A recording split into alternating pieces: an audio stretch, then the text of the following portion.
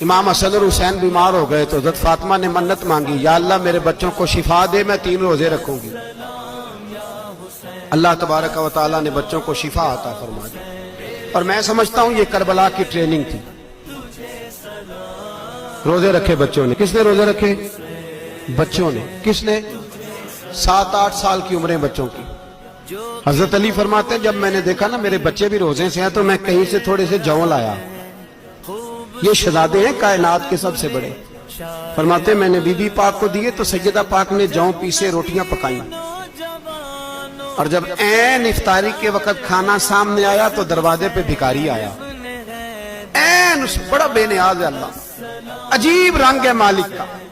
عین افطاری کا وقت جب آدمی کہتا ہے کہ فٹافٹ ہو جائے، بھکاری دروازے پہ آیا اور اس نے صدا دی، او میرے رسول کے گھر والوں، کئی دنوں سے روٹی نہیں کھائی۔